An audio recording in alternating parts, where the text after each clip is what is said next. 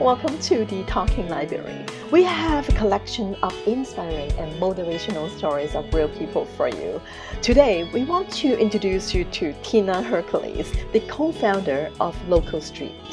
Local Street is more than just an online marketplace for Ontarians. It's a hub that supports small business owners to grow as a community and to boost the local economy. They promote buy local, buy local. What if we made it easier to find and shop local from the comfort of your own home? Whether it is the local baker or a neighbor that makes baby clothes. Local to us isn't just buildings with stores. It's a mother knitting blankets for extra money. It's that guy making and selling pottery out of his garage because he loves it. What if you could keep more money in your own community? This is Local Street, your destination to find and shop local online, because sometimes the things that you're looking for are right in your own neighborhood. Local Street. Buy local. Buy local.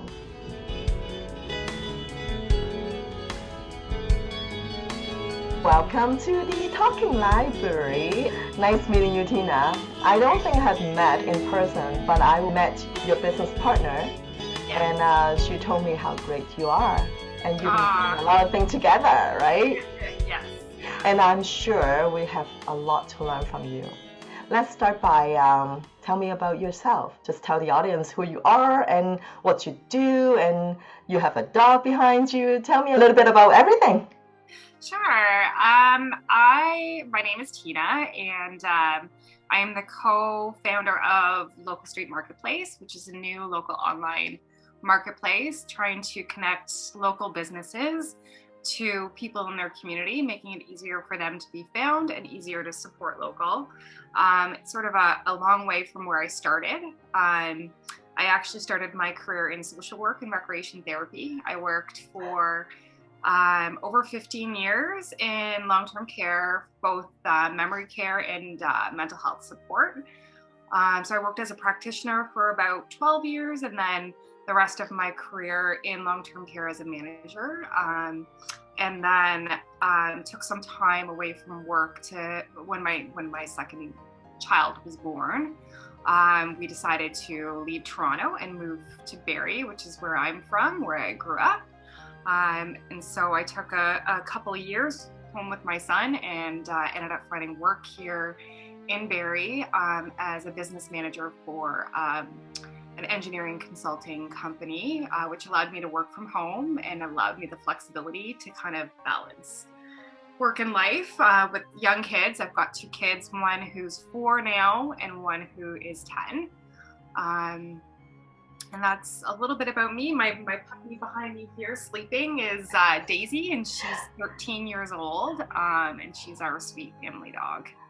13 years old. Yeah. Is a sleepy dog today, just for today? Yeah, she was up for breakfast and up for a walk this morning with the kids, and now it's for nap time. So it's interesting when I was like trying to digest everything you told me about your background, and then you started out talking about the Local Street, and then talk about you started out as a social work background. Yeah. It's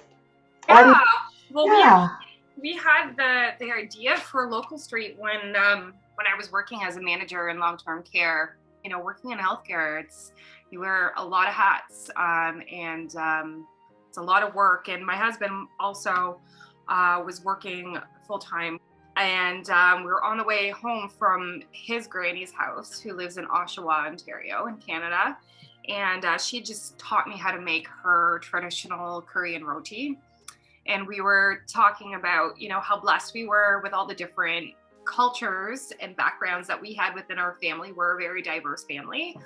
All the food traditions that we had and the best recipes from, you know, my Polish Ukrainian background and his Portuguese background and his Guyanese background. And we have Chinese as well within our family. And so like every holiday is just this plethora of like amazing family food traditions. So we started talking about, you know, our neighbors, and, you know, we have an Italian neighbor right beside us, and what is their best dish? What did their family do best? It'd be great to try everybody's family best traditions, like the best of their food traditions and how fun that would be.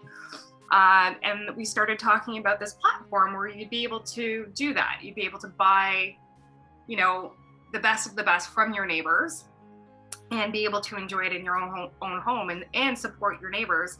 And that kind of grew into, you know, how we really love to go to the, you know, the outdoor local markets that take place, and all the different things that you can find that people in your community are making that's really unique. And how much we love going to these markets, but with young kids and our busy schedule, we never had time to go anymore. And so we started incorporating that into the picture too. Well, why doesn't this exist? And this is going back probably to 2017, 2018. And really didn't exist at that time. And we're like, oh, it would be so great if we could do this, but we were just too busy. So when my son was born, we moved up to Barrie.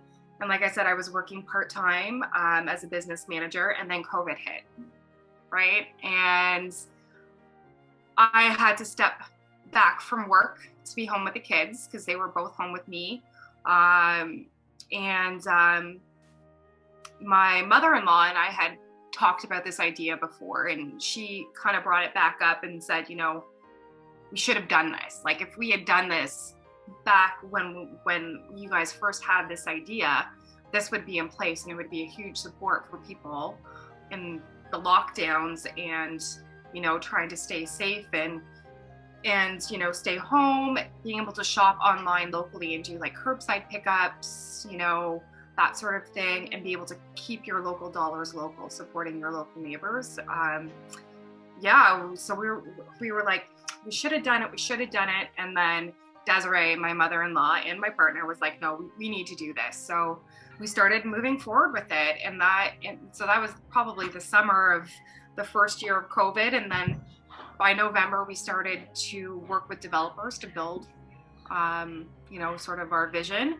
And in March of this year, we launched Local Street as a soft launch. So we had 3 or 4 small businesses that we had spoken to about our vision and our concept and what we were thinking. And they loved it. And they're like, we're on board.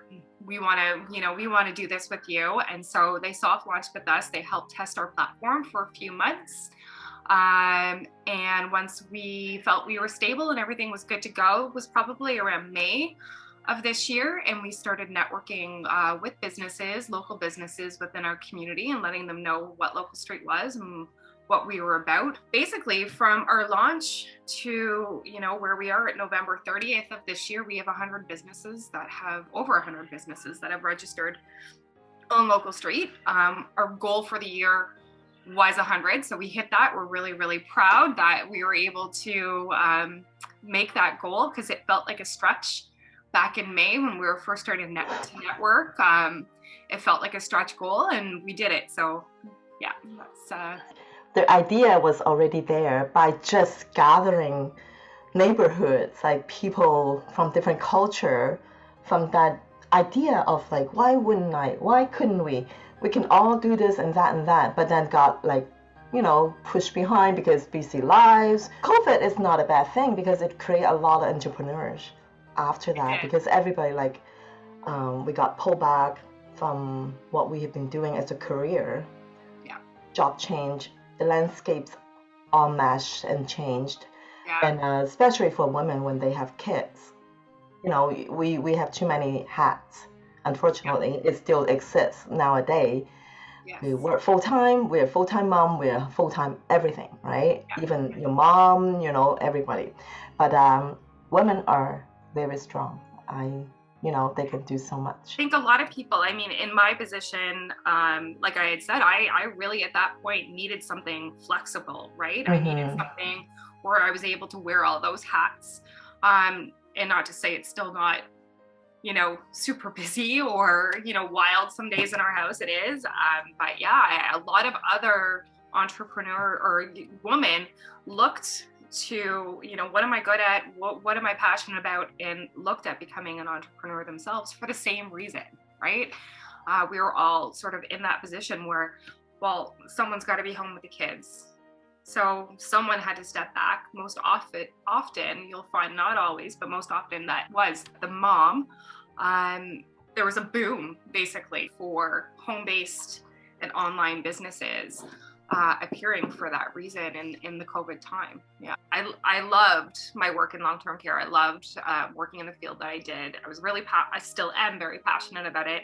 And it's not anything that I ever really dreamed about before. I never really thought I had it in me, right? That's something that I could do. It just seemed so beyond, what my strengths were and what my capabilities were, especially with the young family.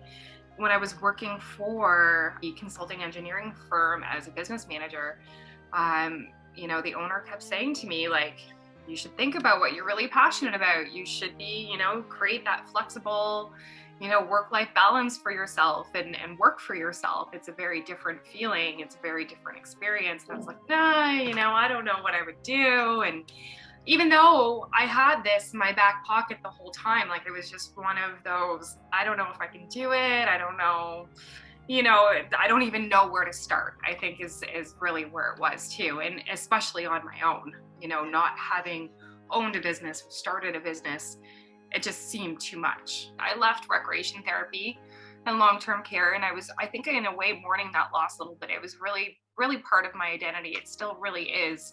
And I was searching for, whatever I was going to next had to have purpose and meaning for me. And it was also, my mother-in-law, Desiree, who you met, it was that push from her that, this is a great idea. We need to do this. I'm going to do this with you. Because I said, I can't do this alone. I can't. I've got the kids and I've got, just life, and I don't even know where to start. It's all very overwhelming. I can't do this on my own.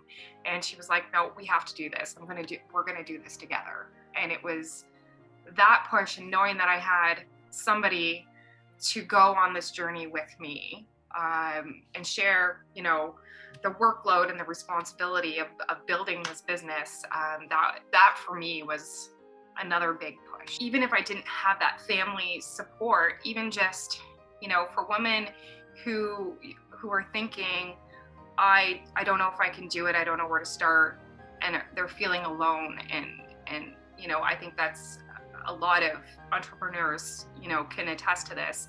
In the beginning, that's sort of how you feel, aligning yourself with other like-minded people. So, I talk all the time about creating a supportive network for yourself.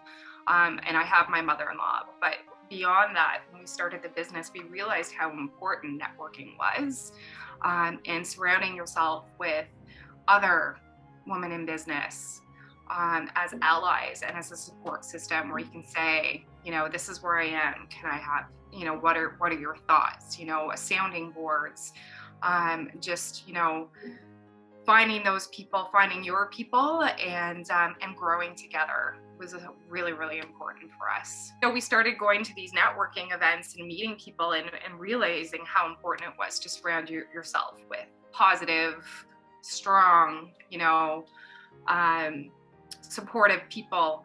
And local street started to grow with these people, and an organic supportive network of business-minded people began to. That was a really beautiful thing to see. Yes. And we hope that continues, and we're going to be trying to foster that as well. So in the new year, we're going to be starting our own networking community, right? Who can join you? So we've tried to be really inclusive. We're all about supporting local. Any product-based businesses, services, brick and mortar, people who actually have a brick and mortar who want to join the community are welcome.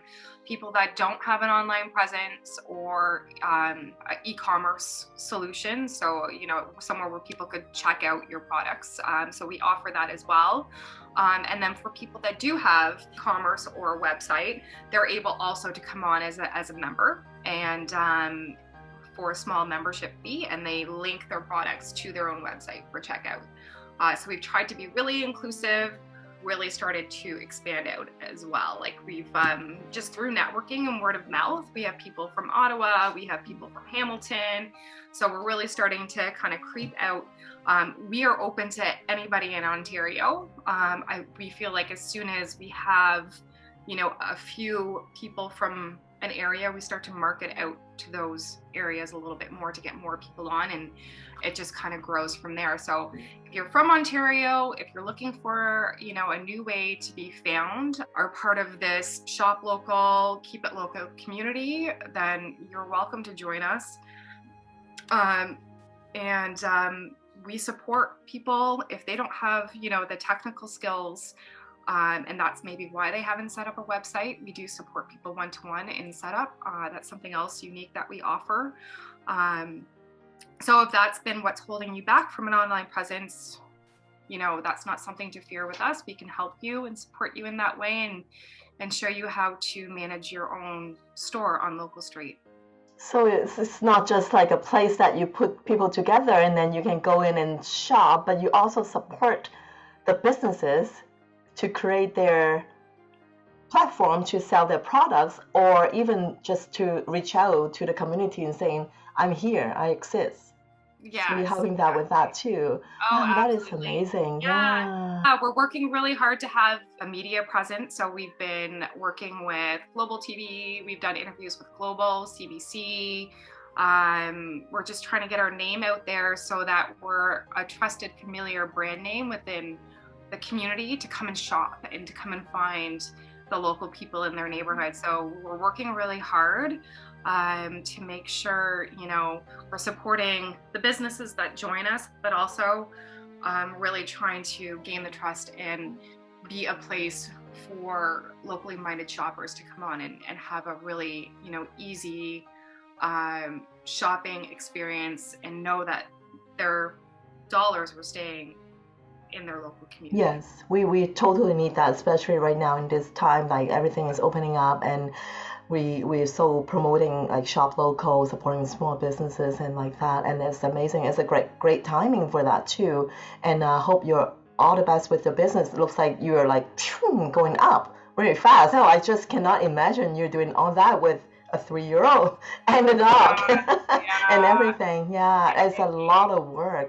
So what is your either your professional or your personal, what is your goal in the next 3-5 years? Well, definitely we're going to continue to expand local street. I think right now, the next couple of years, we're really going to focus on Ontario and spreading, and expanding through Ontario. Our ultimate long-term goal is to be a Canadian brand name. I mean, that's the I knew it's coming. I knew it's coming. We love Canada. We love Ontario. That's where we live. But I think this is something that all of Canada can benefit from. And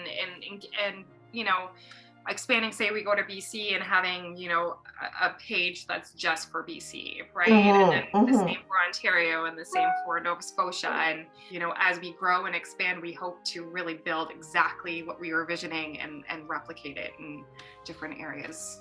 It's good to know someone's doing something great like this for the community. Well, thank you so much for your time, and I think I'll let you go and go back to your busy day. Thank you so much, Christine. It was great talking to you. Yes. Talk to you later. Bye-bye. Bye. So, Tina Hercules from the local street. Time to go shopping. Buy local, buy local. Thank you for staying with us today at the Talking Library. And I will see you next time.